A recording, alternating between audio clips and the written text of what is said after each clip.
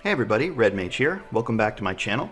In this video, I'm going to be doing kind of a show and tell of the books that I got over the past few months, basically spring. And then I'm going to be going through the winner. I'm going to be announcing the winner of the 5,000 subscriber giveaway. I was gone over the weekend, and when I got back today, on Sunday, I had passed 5,000 subscribers, which is just so exciting to me, so crazy. So thank you to everybody who subscribed in recent days and months, and to everybody on the channel who subscribed. This is kind of incredible. 5,000 subscribers is something, I mean, I've talked about this in my other video. I don't want to go into it again, but it's just incredible and to me, and I'm really happy that I got here. So anyway, like I said, I'm going to be going through all of these. If you're just here for the giveaway, I'll put a link at the bottom in the description. I'll put like a timestamp for the time when I actually just announced the winner, so you can skip ahead to that if you want. But for those of you who want to see what I got over the last few months, I got some really interesting stuff. There's a lot of board games in here, and then there's also some D&D or OSR products over here. So I'm going to put the board games aside, and I'll go through them last, I think. Because there's just a lot of really cool stuff in there, but and some of them are obvious, some of them are things that I think a lot of people have, but other ones aren't. This stuff is a stack of books that has come over the past few, I would say a couple months, really. Yeah, so I'll go through that stuff, I'll go through it bit by bit. First of all, I'll come back to that. I have Feric Resonance, which is a setting for an OSR game. It came with a cool little pin here. But the box is what I really like. This is not a book, it's a box. But it looks like a book. It's by Archon Games. It's a solid construction cardboard box, but it has a magnetic flip cover here that opens up and reveals the contents of the box. Now it comes with a cool little cloth map of one of the locations, which is a camp here. The Iron Gatherers Camp. It's got a key, and it's got really cool locations. This is something you can give to your players if they're going to spend a lot of time here in this camp. Sort of their hub, perhaps. That's great. And then you have the book itself, which is fairly small, and then it has a little package of characters and NPCs and things for the town, which I haven't opened up yet. It's still in its wrapping. I'm going to open that up in a bit. But the adventure itself, Feric Resonance, or the region, is fairly neutral in terms of its rule set. It's standard sort of dark fantasy, but the art and the maps, the cartography, is excellent. The Wretched Mire. This is one that I kickstarted a while back. It's got storyteller's notes there for what the setting is doing. But I mean, the art is really good. Let's see if I can get... it's not really focusing in. Oh well. Yeah. Well, regardless, the art is great. The cartography is very good. It has a sort of standard fantasy feeling to it, although again, it's a bit more historically grounded, a bit more gritty.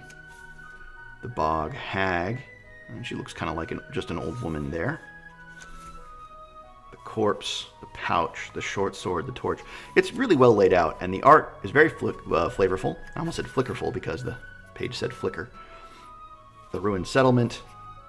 Yeah, so this is a really cool little adventure. I haven't read through it in a lot of detail, so I don't want to give it a review. I might put it on the channel at some point, because I have the PDF as well. That came a while back.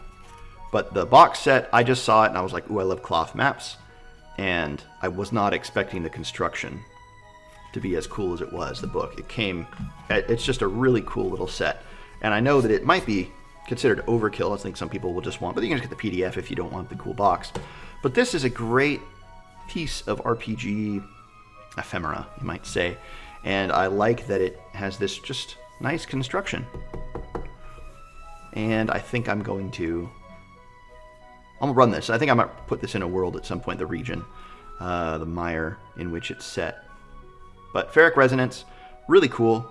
I kickstarted it a long time ago. I think it was like a year and a year and change maybe. It might have been Zine Quest 2024.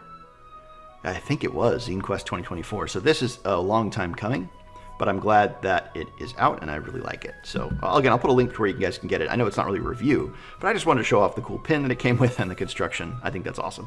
So I'll set this aside, but really cool stuff.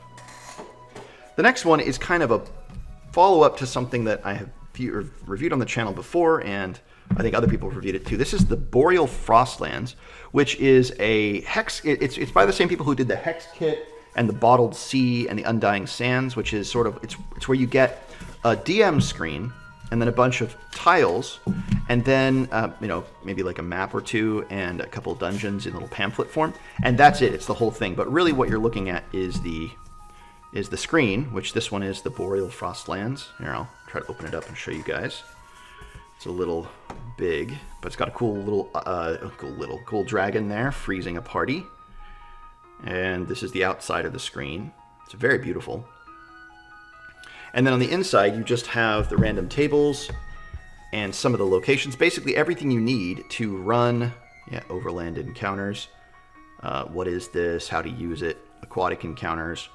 And then some locations. So these are the hexes. Each of these numbers correspond to one of the hexes in the book or in the bag.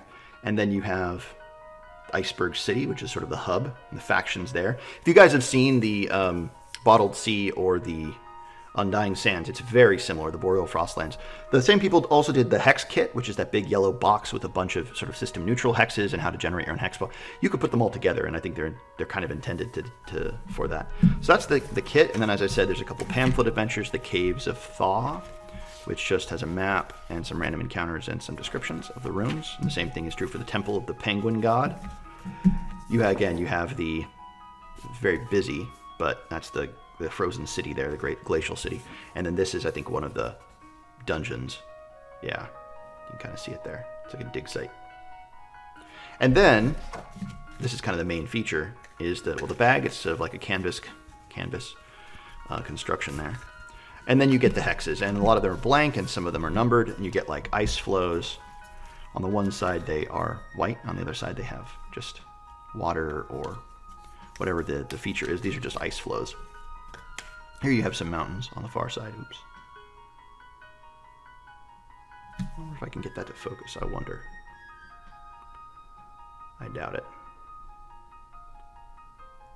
Yeah, it's always just going to go for the other stuff in the background. Oh well. I know there's a better way to do it. I'm not great at that. But here you have particular locations. This one's Hex 14, and it has like, oh, this is the Temple of the Penguin God. It's got to be, yeah.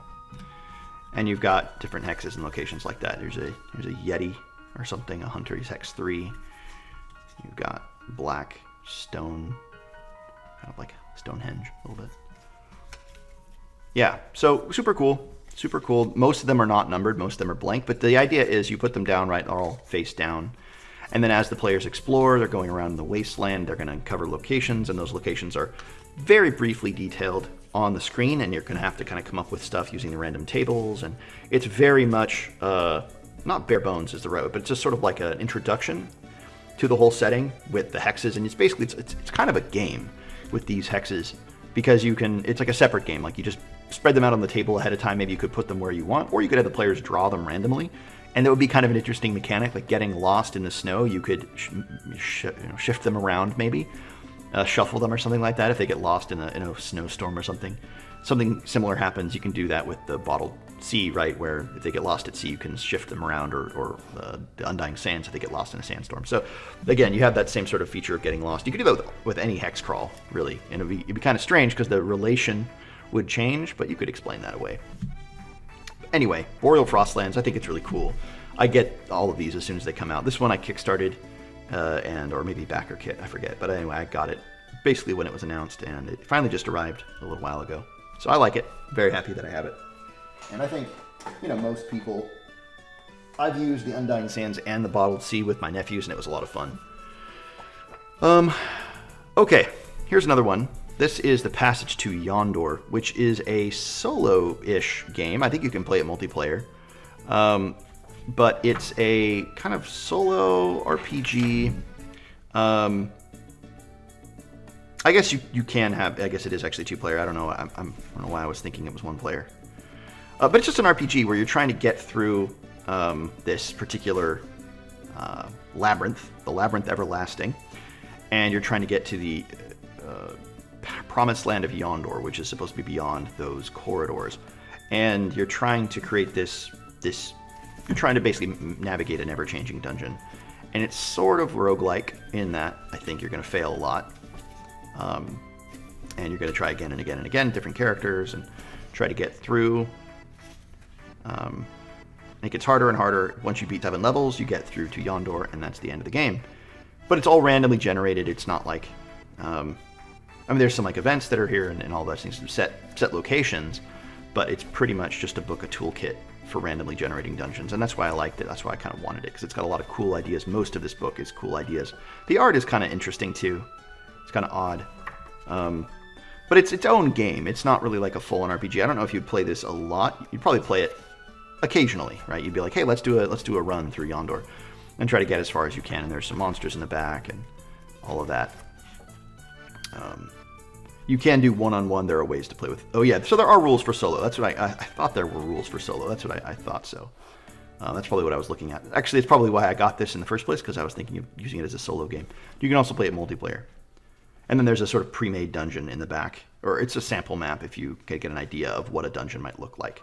But it is very much, it's like 2-player 4 Against Darkness or something like that, where but it has a bit more structure to the conclusion, where you're trying to get through 7 levels to Yondor itself. And I think it's kind of a cool little booklet. I'm always interested in games like this, especially the toolkit section, because you just have lots of ideas for locations. Most of these are ideas for events and locations, and then there's some items and monsters in here too, but they're not things we haven't really seen before. They're pretty standard in that regard, but the locations are really cool, and it was not expensive. So I'm going to put a link below to where you guys can get this. I think it's a really cool one, a really, really cool one as well. Okay, this one is something that I have reviewed in PDF, the Carcass Crawler, issue 4, so I'm not going to go through it, but I picked this up at my Flag, my friendly local gaming store, and I'm glad that I did. It's really cool. I'm glad that I have all 4 Carcass Crawlers. The 4 that they have so far, I have them all in print. I store them with my OSE box, and they just go right in it. So, yep, this is a cool one. The construction is like the others, very good. This one it's very flat because I've had things stacked on top of it, so it's actually the spine is a little bit more flat than the others, or because they haven't had things stacked on them. But it still functions just perfectly. It opens flat, lays pretty flat, doesn't really close, which is great once you kind of stack that spine. Yeah, so you can leave it open. But Carcass Crawlers aren't usually... there's a dungeon in here, so you could use, Noxamander's Cave.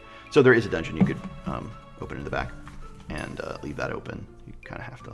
Oh, there you go. Basically stays. This is by Chance Dudenak and Brad Kerr. So yeah, cool. I try to get books at my local game store as much as I possibly can. Sometimes they're just too expensive, but other times I try to focus on it when I can. This one is this is the it's a really, really cool book. This is Temple of the Green Devil. I was going to release a review of this, and I actually still will, but I'll do it in PDF form. Temple of the Green Devil is by Cirsa Victory. This is a hardcover book. This is beautiful. This came from, I think, actually Lulu. I think that's where Cirsa does most of the printing. This is Lulu. This is a really interesting adventure. I'll save most of it for the review, but it's a tournament dungeon. The idea is it's a level 4 Shadow Dark tournament dungeon. The idea is you're supposed to run multiple groups at once, and you have a time limit, and whoever gets as much treasure as they can by the end wins. And then there's like explicit rules for bringing characters back and for penalties for being lost. And so it's definitely different than standard D&D and Shadow Dark. It's designed to be a tournament adventure, and you could adapt it for a non-tournament setting, but that's what it's for. And that's kind of cool. I haven't run into that very often. The book itself is really beautiful just because it's this simple black, and then you've got this really cool green cover that catches the light in an interesting way. The video makes it look a little more yellow, but actually it's green with the light, what I can see. And the whole book has that sort of green tinge. Well, I mean, in tone and flavor, because it's the Temple of the Green Devil. So it's cool. I'm going to do a full review of it in PDF form, though, but I've got the physical form, and it's really good. It's better than the other Cirsa Victory books, physical forms so far, that have been released. All right, couple more physical books. This is Journeyman Expert Master Advanced Fantasy. This is the whole rule book for the whole system. Now, the creator of this reached out and offered me, this is G.A. Mitchell. the author reached out and said, hey, do you want a copy in physical form, in hardback form? And I was like, sure, great. I don't know when I'll be able to review it. And he was like, no worries. Just take it. And if you like it, cool. And then if you feel later on that you want to review it, you can. So I'm not going to do a full review of it here. I haven't read through the whole thing yet, and I want to because it's really interesting. It feels very, very unique, which is interesting because there's a lot of OSR games out there that are doing their own thing, but a lot of them feel like this, it's this take on, it's this kind of version of the old school rule set, first edition, second edition, advanced, basic, whatever, BMX. It's some variation of that. This is, again, it's still a variation. It's an OSR game, but very interesting ways of creating your characters, and I don't know, I just think it's kind of an interesting system. But again, I haven't done a full review of it yet. The art is great. I've seen a lot of the art in other books, so I think it's public domain art, or like, what would you call that? Package art, right? Where you rent out, or you buy the licensed art, where you buy you buy a license to use it for a certain number of books or for a certain number of PDFs. Yeah, because I've definitely seen a lot of these pieces in other books. Not all of them, but definitely some of them. And yeah, like this one, a lot of people use this one. I've seen that in a lot of books and adventures. But that's totally okay. I mean, I do the same thing because I don't have artistic talent, so I can't do my own art. Yeah, I've seen that one in a couple books as well. But the quality of the book, it's print on demand, I think, from DTRPG. So if you've ever gotten a print on demand book from DTRPG, you'll know it's not the highest quality of print material, but that's okay. This is, first of all, it was free. It was sent to me for free, so I'm very grateful. I'm not going to say that anything bad about that. That in and of itself is awesome.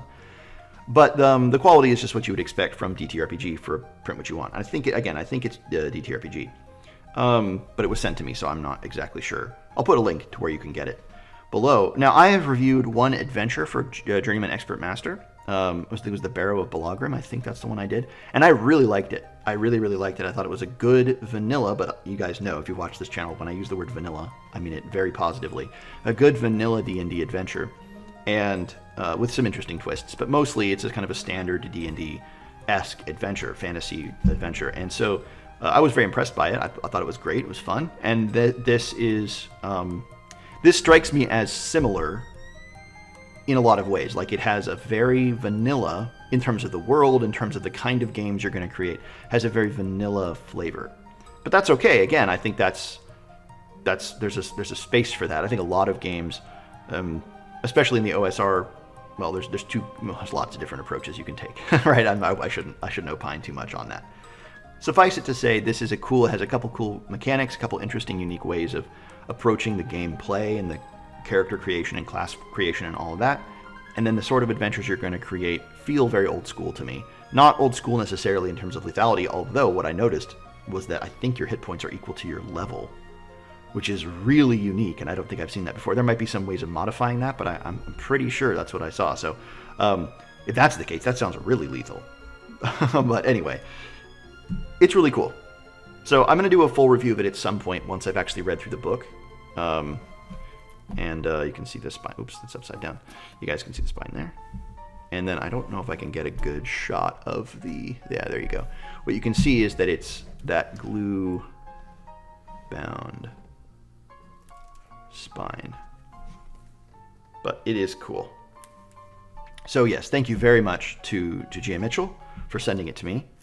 And again, at some point I hope to do a full review once I've read through the book. But right now this is the one that's on my bedside table, and I'm reading through it a little bit every night before I go to sleep. I do that with books that I want to read the whole thing of, because eventually I'll get through them. If it's there, I'll read it before I go to bed.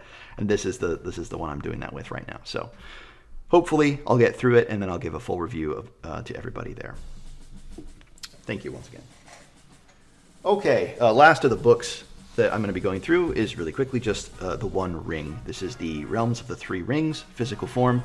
Beautiful book, an absolutely beautiful, beautiful book. I've already reviewed this in PDF, and I've just raved about the beauty, but the physical construction of this book is just insane. So once again, we have that beautiful stitching. Oh, you can't really see it there. It's glued into a malleable, stitched back. There's a word for that. That's not saddle. I don't know what it is. But again, the book itself, the construction is excellent. It pretty much opens and stays not totally flat, but it stays open to the page, which is excellent if you're going to be running this at the table. The art, if you know, is absolutely gorgeous. The physical oh my goodness, I can't get enough of this one piece. Oh my goodness. Okay, and then it has a really beautiful matte texture, and has sort of a canvas feel as well. You guys know Free League. I mean, they're just doing so much good work these days. Realm of the Three Rings. Someone commented in my review of this, I said Realms of the Three Kings, which is not untrue. Three rings for the elven kings under the sky, but also it was around Christmas, and I was thinking of the Christmas Carol, We Three Kings. So definitely, it's the Realms of the Three Rings, not Realms of the Three Kings. Beautiful book. Absolutely beautiful. I cannot wait to get a full campaign going for the One Ring. I'm gonna do it. It's kind of my I don't know. It's on my bucket list to do a full campaign for the One Ring. I love it. It's so beautiful. If I never do, I'll still be glad I have the books. Okay, now I really quickly wanted to go through the board games. They're really quick. First off, I got this game. This is the second edition of Gloom. I don't know if you guys have ever played this game before, but it is delightful. I got a chance to play it with my nephews just a couple days ago. I had played it years ago. Years ago. Gloom, a game of inauspicious incidents and grave consequences. So the idea here, first of all, let me show you guys what the cards look like, just a few of them. The art in this game is amazing, and the cards are super unique. So you can see the cards are kind of sometimes see-through. In fact, many of them are, some of them aren't. But they're really, really cool. The idea is you have characters, and then those characters, you play cards on those characters, and they get modifiers, and so you can see the numbers will cover up other numbers, and sometimes the different symbols will get covered up, and some of them will show through, and the idea is you're trying to make your characters as miserable as you can, and your enemy characters as happy as you can, and then you're trying to kill off characters when your enemies are very happy and when you are very sad, and the person with the lowest score, because negative points are good, the person with the lowest score wins after all the characters are dead, or all of the characters of one family are dead. But the art is delightful. It's like old Addams Family. I don't know if you guys, like in the 1950s, there was this artist who did, you're not going to be able to see, I'm not going to be able to get it to focus, but this artist who did kind of like comics, Addams Family comics, basically. And they were all kind of gruesome and dark. And that's what this reminds me of. I used to see those old little, yeah. But anyway, that's one of the families. This is the Wellington Smythe family. And then you have like the Castle Slogar, and they're like the Mad Frankensteins. Elias E. Gore is one of the characters.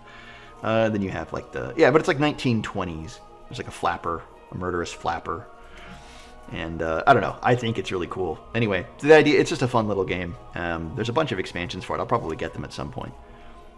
But it's really fun. It's quick, and you play through it, but the art is delightful. You're supposed to tell the story of how the characters are, what's happening to them. So you'll play a card like humiliated at a feast, or contracted the plague, and you have to explain how that character got it and how it fits with the other cards already on them and what their story is. It's kind of like a storytelling game. But anyway, Gloom. I think it's really cool.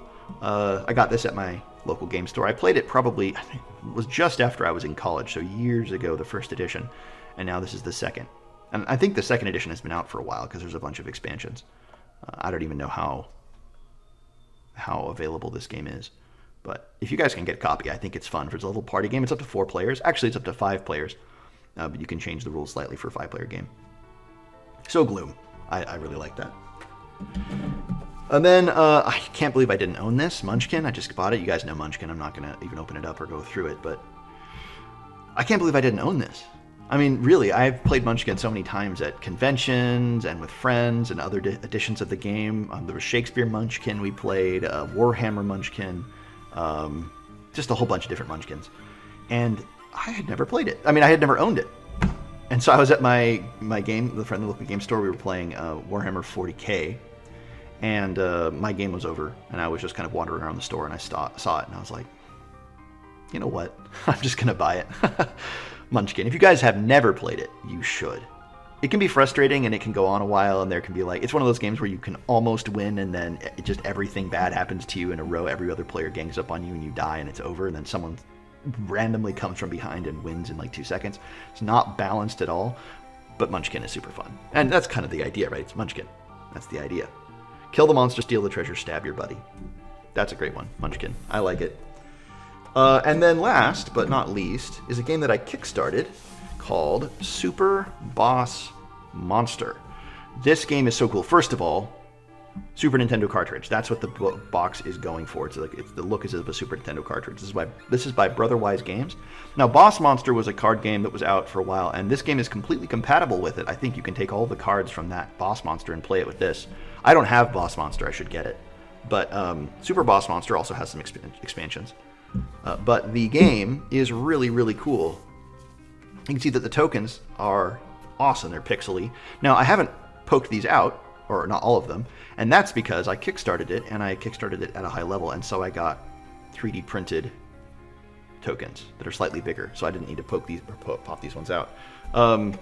So let me take off the board. So first of all, the board is really cool looking. You unfold it, but it's just a cardboard board, like a regular board game. But because I kickstarted at a fairly high level, I got the mat, the little play mat version. And it comes with the solo gameplay on the back, and the regular game on the front. Basically, the idea is you're boss monsters. Everybody gets a random boss monster that's, flavored, like typical D&D things or video gamey things, like Bowser or Blue Eyes White Dragon, or all these different card games or things like that. Anyway, you get a boss monster, and then you try to build the best dungeon that you can to lure adventurers to your dungeon and then kill them. And if you get, you're trying to kill more, basically get more soul points, kill more adventurers than your opponents. And you have to be careful because you want to attract more adventurers, but if you attract too many, then you're going to get damaged. The adventurers will get all the way through your dungeon and hurt you, and you get negative points for getting hurt. They can't kill you, they can't take you out of the game, but you'll be damaged and they'll succeed and get away. And then you don't get the points for them, and you lose points. And so you kind of want to create a dungeon that attracts enough adventurers that your opponents don't get those adventurers, but you don't want to just attract them all, because then you're going to get wrecked. And so there's also some events you can play and try to you can build different buildings, and there's different dungeon tiles that you build that do different effects, and you can interfere with your opponents and try to interfere in town and spy on people. And it's a really cool game. I've played a little bit of it, and it's really, really cool. But part of it is just the delight of the look and the cards. I mean, the game itself is fun. It's quick. It's not too complicated. But there's a bunch. This is the duels. It comes with Overboss. I don't know if you guys have ever seen that game either. I don't have that one, but the Overboss duels. This game also came with a bunch of cross-promotional material. But you can see here. Let me turn this around so you guys can see it. These are the little minions. It also represents your color, but you send your minion into town to do different deeds, and these are different colors. A little black mage, or in this case, purple. This is the first player crown. You get a cool 3D printed crown there. It's not 3D printed. I mean, it's like cardboard. It's wood. Not cardboard. It's wood. Very, very low quality, I think, wood, but it's still wood. And then you get, I got some cool, these are like metal tokens. You use them for different things in the game. And then these are all the little 3D, slightly bigger. They're not as thin as the cardboard tokens. They're actual wood, and they mark out different things in the game, hit points and damage, and making your adventurers stronger and weaker and things like that. And then this is your portal. These are your portal little tokens, which don't really do much. But then the kind of the delightful thing are the cards. That's kind of these are two big decks of cards, and you get like traps, like the dangling anvil. Yeah, dangling anvil. The reanimator, trap room. You get trap rooms, you get monster rooms, the frozen monster, advanced rooms. You can build advanced on top of regular, and there's other rules for that. Anyway, yeah, you're basically filling your room with trap rooms and monster rooms, and sometimes they have trigger effects, and sometimes they have delay effects, and then